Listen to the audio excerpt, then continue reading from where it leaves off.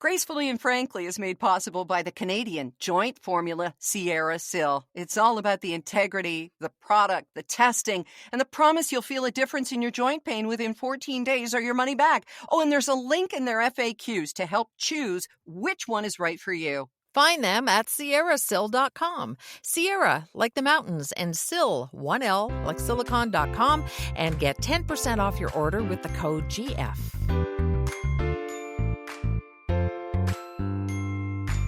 Wow, let's start off episode 63 with a big thank you to everybody who wrote to us about their grandma rules from last week. You rule. Thank you so much. Welcome in. I'm Erin Davis. I'm Lisa Brandt, and yes, our Facebook page has been buzzing with wonderful comments, silly stuff, fun stuff.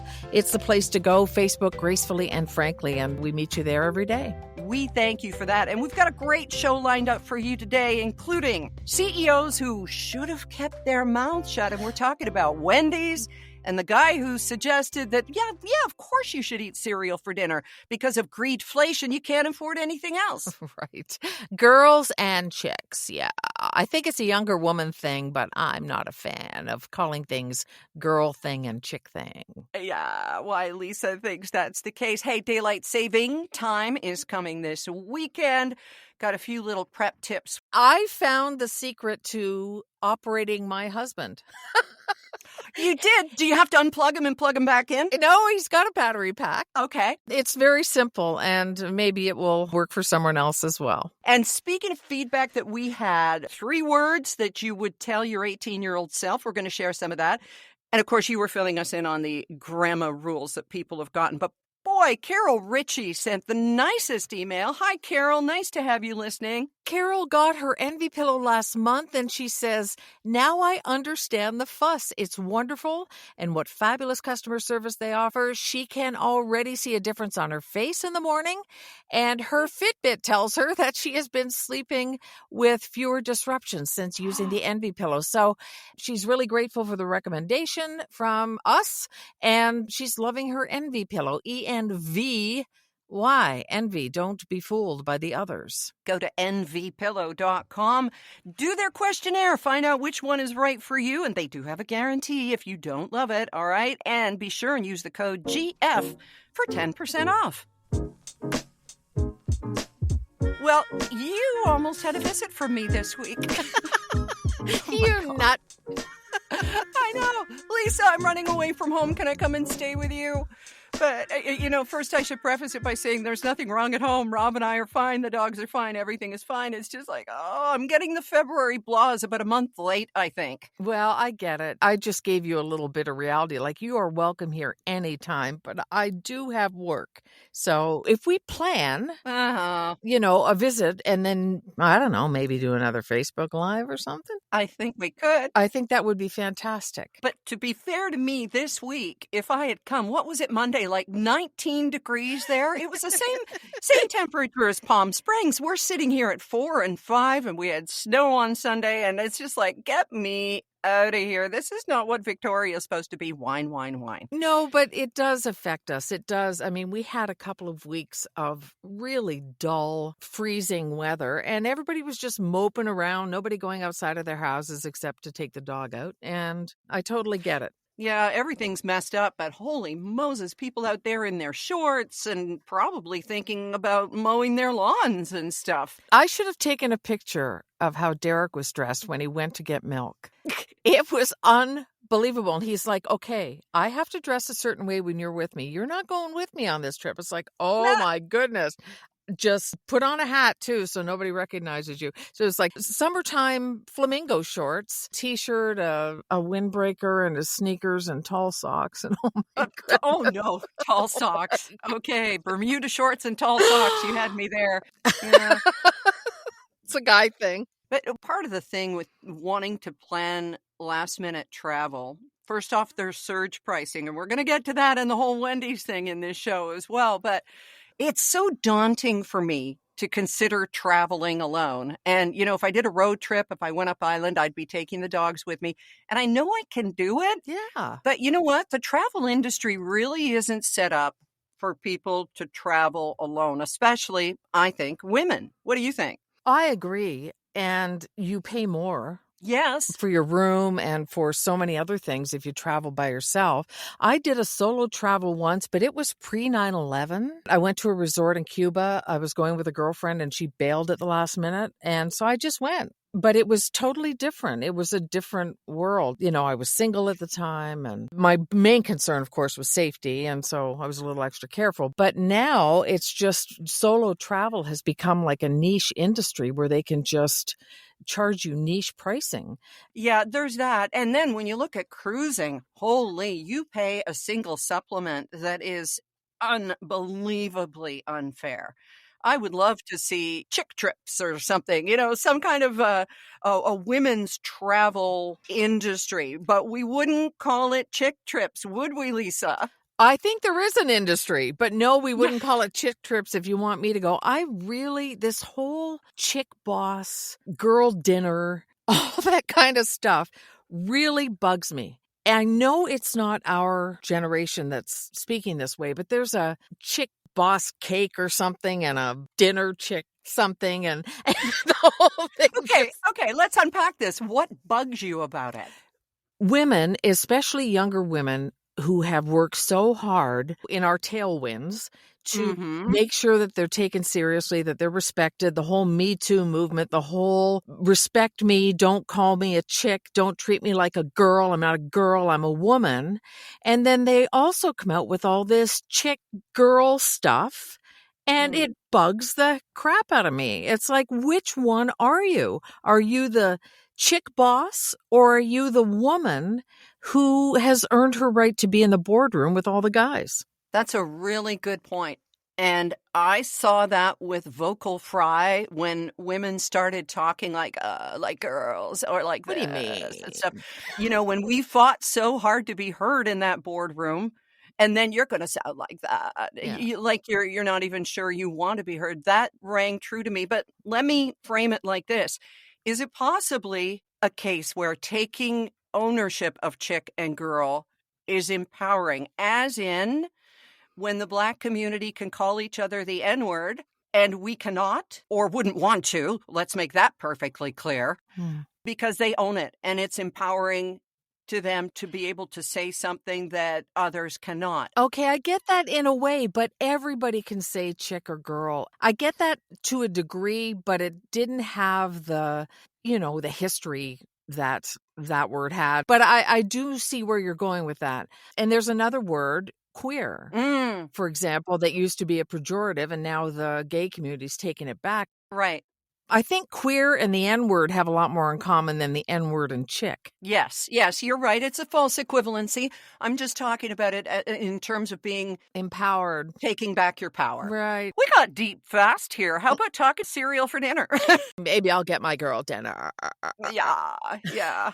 Yes, cereal for dinner. Yeah, so the CEO of Kellogg's, a man who made $5 million last year with bonuses, is telling people that if you are finding it expensive to feed your family, consider cereal for dinner. The funny thing was that a couple nights previous, I really felt like Rice Krispies, and that's what I had.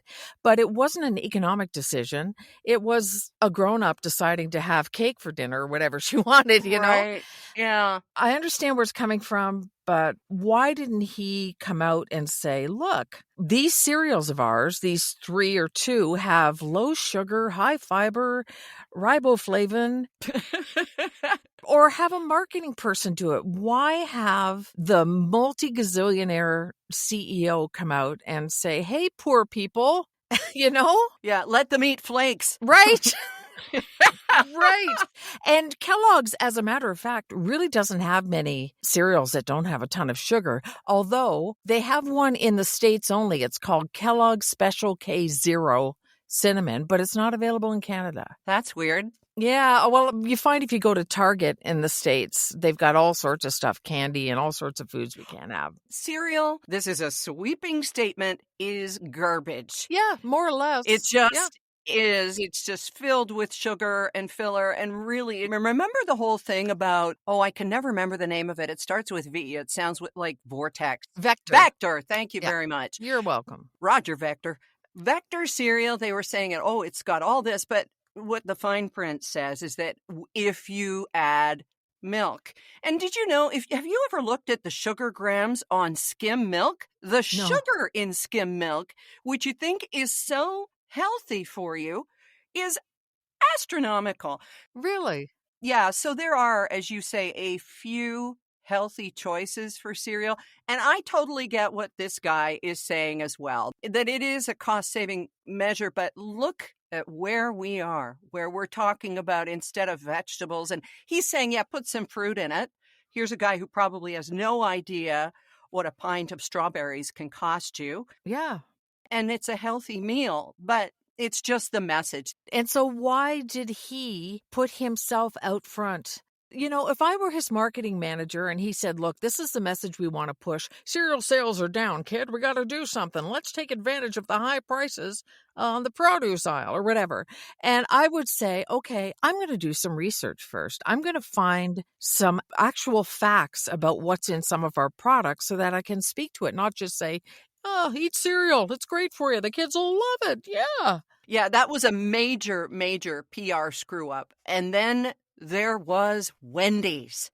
Oh boy, did Wendy's ever stick their foot in their mouth? You've probably heard by now there was a move to go with surge pricing. Now, surge pricing, which is, as one business expert says, one of the worst phrases ever used in business, is like Uber. If you want a car at rush hour, it's going to cost you more. Or airplane tickets. If you've got to get somewhere and you have to go the next day, you think that extra seat is going to be marked down so they can fill it? No, it's about 4 times the price of the regular one.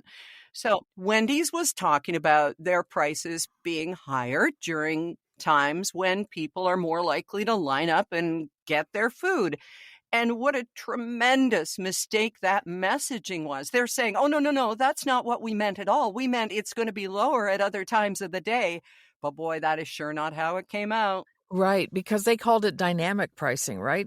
Mm. So then they can turn around and go, oh, no. When it's not busy, we're going to charge you less to incentivize you to come in. Nice try. And I don't think anybody's buying it, but I don't even know where fast food prices are right now. Oh, I'll tell you. Okay, when Colin and Jane were here, there was a day where we were just done. We had just run out of everything in terms of not groceries, but energy.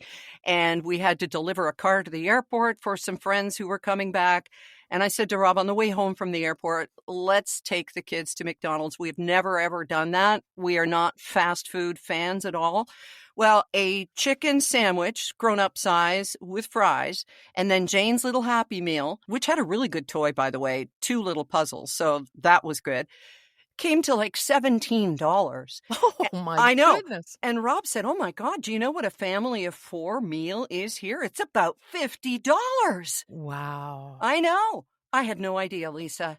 Well, the whole thing is that McDonald's made their brand on fast burgers made ready for you to go at a really cheap price so that you could feed the family. So that's out the window too now. Oh, is it ever? Right out the drive-through window. Yeah, we were pretty gobsmacked at that, especially when you stop and think what it costs a family. You know, fast food is, you're paying now, not for the pared down, not really a meal experience, but you're paying for the convenience. And they know they've got you because you're in the lineup, so you're going to pay for it. It's really crazy. But yeah, Wendy's really needs to work on their messaging because it was a big surprise. Their social media is so good. Yes. Their little Wendy's tweets and stuff, just so sharp and acerbic and funny. And it's like, no, yeah, that girl had her braids in a knot for days after this huge surge pricing, dynamic pricing, foot in the mouth thing.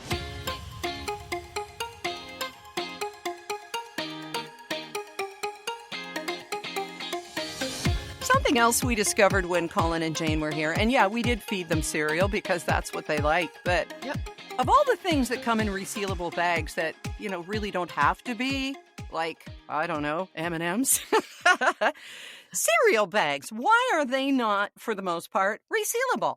Makes no sense to me, and it's something people have asked for a while. I don't get it. If ever you needed a resealable bag, I know what you mean about the M&Ms, and I feel the same way about Twizzlers. They're single serving. If there's no reseal, it's single serving. It doesn't make any sense. Maybe they just want it to go stale, so you'll have to buy another box. I Yeah, don't know. possibly. I cannot be alone in this, Lisa. I have such trouble with resealable bags. We talked last week about the things that we do that old people do because we're not, and neither are any of our listeners, but it's just stuff that we do. I save bags a lot. I'll especially save a resealable bag like a carrot bag or something. But God, I can't open them without demolishing the bag. And I cannot close them properly. Am I alone in this? I don't know. Maybe it's because I've got nails? I don't know. Maybe. I remember when we were in Palm Desert, you would toss a bag to me and go, could you close this, please? Because I don't have nails. It's easy for me. I don't have good nails. But with me, it's opening jars. So I think everybody's got something that's a little more difficult. Opening jars, huh? Yeah, I actually got a thing from my audiologist for my birthday. They sent it to me in the mail, and it's just like, it's a grabber thing, but it's shaped like an ear. Oh, that's funny. And the bottom of it is almost like, you know, those things you can roll out to keep a rug in place? Oh, yeah. I've got those in my drawers. Not my underwear, my kitchen drawers. And that's what it's like. It grabs, and I can open any jar now. So maybe there's something for resealable bags. I think there's those little clips that you can run along, but it's not that easy always to line up when you want to close it. The tracks. And that's right. And if you get any grubbles in there, any crumbs like from croutons or bacon bits or whatever, forget it. You can't seal it. There are a lot of people who have arthritis and have difficulty with the dexterity of their fingers and stuff. There has to be a better way, Lisa. We got to come up with that $1 million idea. I don't know what it is at this point. Put everything in jars. No, that doesn't make sense either. So yeah, a little bit of that rubber drawer liner or whatever, and you can buy it at any Canadian Tire or Home Hardware or whatever. In fact, my computer is resting on it right now in my studio to keep my countertop from being too noisy. Same here. Yeah. So this stuff has a lot of uses, and you're saying use it to open a jar. Very good. Seems to work for me. Yeah, unless there's somebody around, and in a way, I hate to ask Rob to do it, but in another way, he likes to feel really useful. Yep. And in a way, it'll be like, step aside, little lady. But you have come up with something kind of brilliant about asking guys to do things, or your partner, whoever it may be, that you need to share. Jerry Seinfeld famously said, men like to think of themselves as low-level superheroes. If they can fly in and solve a problem, it makes them feel good about themselves. And I've found the key to my husband later in my marriage than you would think. And a lot of women are going to nod, I think, and go, I knew this. I didn't. If he would just sit there while I'm doing something, I think, why isn't he helping me? I decided to ask. And every single time he will drop whatever he's doing to help. It really is true that men are Martians and women are Venetians. Anyway, because he just thinks differently. He's laser focused on something where we're thinking of 9 things at the same time. Yes, 9 different things. Right. So just ask is what you're saying. That's all I find. I mean, I know that every marriage is different and every partnership is different, but he'd been on his own for a long, long time and he just... Okay, so just ask. Yeah, I think so. It seems to work. He has never said, no, I don't want to do that for you. Aww. He just drops everything and it's like, what can I do? How can I, and then you almost see the cape form on his back as he flies away. Yeah, I love that. Oh, here's a great, I just have to go a little off kilter here for a second. Sure. A great joke I heard. So, Superman, whenever Superman comes up and he's on the cartoon or whatever, and it's always, it's a bird, it's a plane, it's Superman. Yeah. What was the guy who said it's a bird so excited about? That's a very good point. That was so funny. It's a bird. Yeah. Oh, God.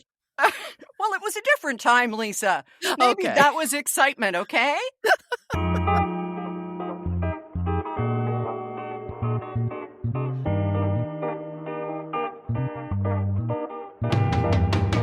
I guess what you're saying in a way is one of the keys to a successful partnership in 3 words would be just ask me. Right. I posted something the other day because it was Alexander Graham Bell's birthday. And yeah, I'm a geek. I'm always looking for a tie-in for things. So it's like, okay, you could phone your 18-year-old self and give them advice. What would it be? Now, first of all, we have to preface this by saying our 18-year-old selves would never listen to a 61-year-old. It's like, yeah, whatever. I know what I'm doing, right? Because at 18, we think we've got all the answers, right? Totally. But of about 140 responses, so many of them said, don't marry him. Ooh. Or don't do it. Now, there were a lot that were very positive. Enjoy your life. Get up. Move. Your parents know. Enjoy every minute. Go for it. And then there were some that look back with that 2020 hindsight vision. Start saving now. Save your money. Put money away.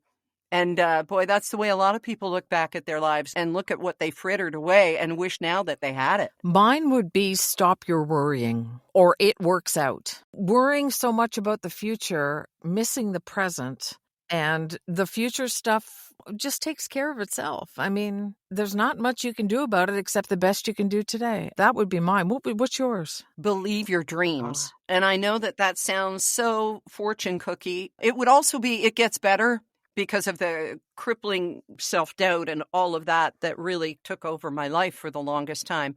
But it would be believe your dreams, because I had dreams and they all came true, with the dark cloud of Lauren's loss being that asterisk in there. But let me say that all our dreams came true. And so believe your dreams. At least in my case, that would be my advice to myself. Now, there are funny ones like buy Apple stock. That's, pretty obvious. That'd be a great one.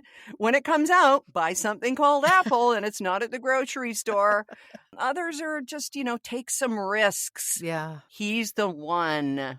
There's one. He's the one. A lot of people knew at 18 too, but many, many messages were just to think it over and slow down and just take it all carefully and save your money. Do you think if we could get 18-year-olds to listen to us, that there is a way that we could get across that message? Because so many feel hopeless now, Lisa. It's like, I'm never going to own a house. Oh, I know. All the houses are over $1 million. I've been sitting here thinking, what else would I tell an 18-year-old? And one is don't start smoking, but hopefully most of them aren't. But just to slow the heck down and not worry so much about how everything's going to turn out. Life kind of takes care of itself and you can't predict it anyway. Right. You wish for your adulthood so hard. And then when it gets here, it goes so fast. I remember my parents saying that. Oh, and my grandparents, it just goes so fast. Oh, really? No, it doesn't. Yeah, I thought they were nuts. I know. It goes really slowly at the beginning, and then it just picks up speed. And by the end, holy Hannah, you're skiing downhill without any stops. Just this morning, something happened, and it was the 10th year since it happened. I can't remember what it was, something that Derek and I were involved with in radio. And I thought my head was going to explode. I don't know when I'll get used to it. Do we get used to that, to how fast time goes? Nope. It truly just picks up speed as you go along. So we make the best of it while we have it. Because we don't know.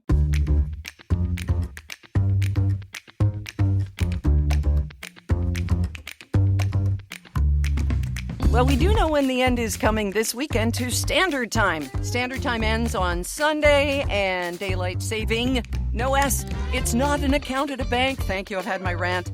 Daylight saving time begins on Sunday, and there's a link to heart attack, stroke, traffic accidents, emergency room visits. Grumpiness, yes, serious mood disturbances, exactly, because you're losing an hour's sleep. And I don't know about you, Lisa, but I used to find that the spring ahead would kick my butt for a week because that hour of sleep, at 3 a.m. means everything. Yeah, it just threw everything off. But there's been a movement since I can remember to stop changing the clocks. And is that ever going to happen, I wonder? I don't think so. I don't keep up with it because to me, yeah, you've got complaints, but there's so much more going on. And I don't know. It's up to politicians, right? So I'm not sure.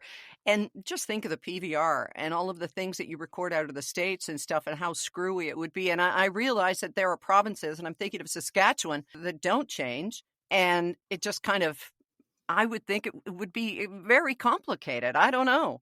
Yeah, probably would. Have you ever done an air shift on radio when the time changed? I did in my first 6 months out of Belleville. I worked overnights Yeah. for a couple of months in the spring in Ottawa. And so, yeah, that springing ahead was great because, of course, you lost an hour's pay, but Right. you had a really fast shift. So that was great. But oh boy, when it goes the other direction, I'm told it just feels interminable for nurses. It does. It's just the longest thing in the world. Derek and I were talking the other day about times when we were on the air when the next host didn't show up. Yeah.